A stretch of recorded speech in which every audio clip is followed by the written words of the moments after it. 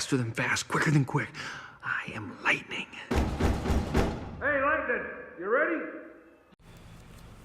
Oh yeah.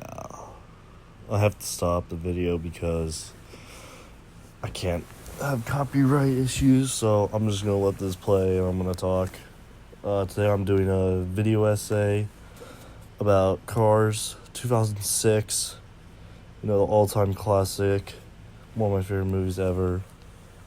I'm gonna be talking about Mise-en-Scène in the film because it is often overlooked, and although it is a great movie and a great story, there are some parts that you miss that are detailed and very important to share about, and I wanted to go over it because I love this movie to death.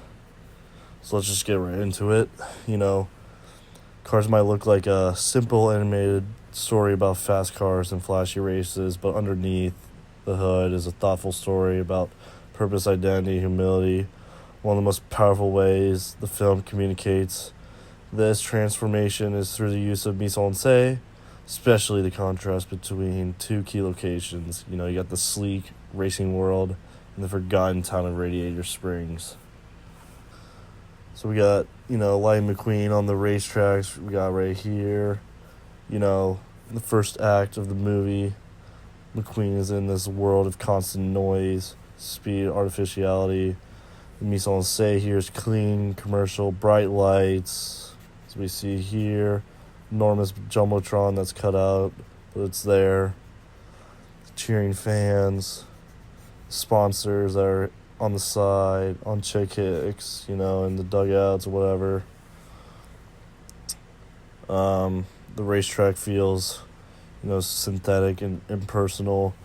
Every element in the background reinforces McQueen's ego-driven lifestyle, even his own trailer, full of gadgets, screens, and this actually separates him from the real-world experiences or relationships he has. Alright, when McQueen crashes into Radiator Springs, sorry, I just cut it up. Visually, it's the opposite of what he's known.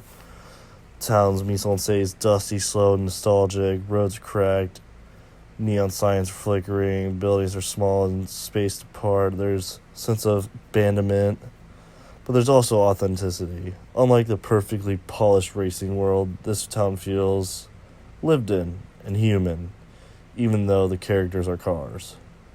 We got, and I'll play this, but we got him and Sally's Sunset Drive here too. Scenes are definitely warm, natural light, especially during Sunset Drive with Sally.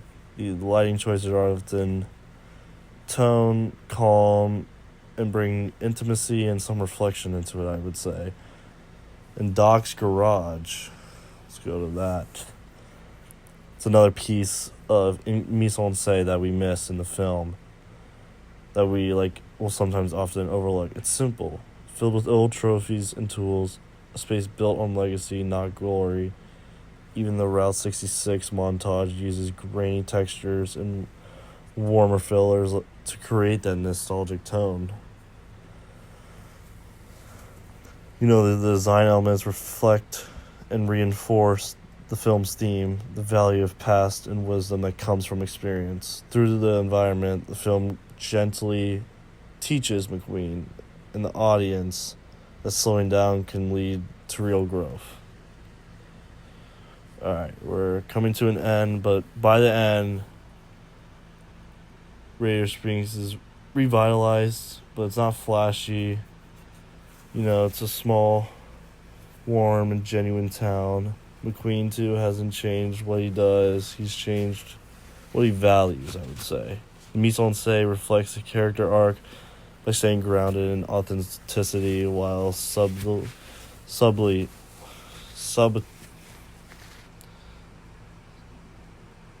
to say about that. While glowing with new energy.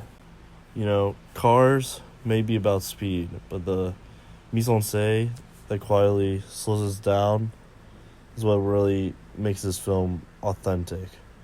By using setting, color, lighting, space, intentionality. The film tells a deeper story about rediscovering who you are off the track, or away from work, or away from your sport. It makes Cars more than just a racing movie, and that's why I love it.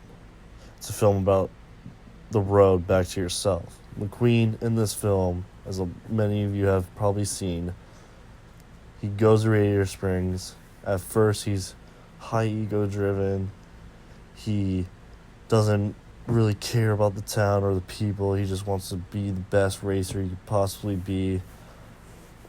You know, after a few more instances and roadblocks and setbacks and conversations, he realizes that, you know, people are important in your life. And McQueen couldn't have gone to California or wherever they went to do his final race of that season without those guys with him at Radiator Springs. It was started from the friendships he made.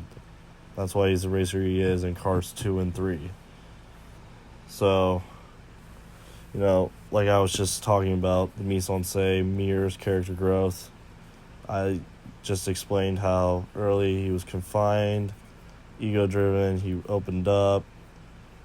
There's an internal reflection in McQueen himself, especially with Mater himself and racing.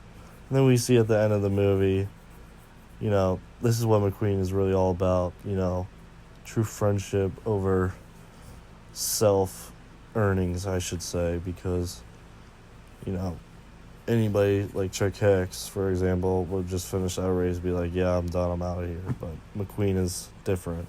That's why I love McQueen, because he's a good character. And to wrap it up,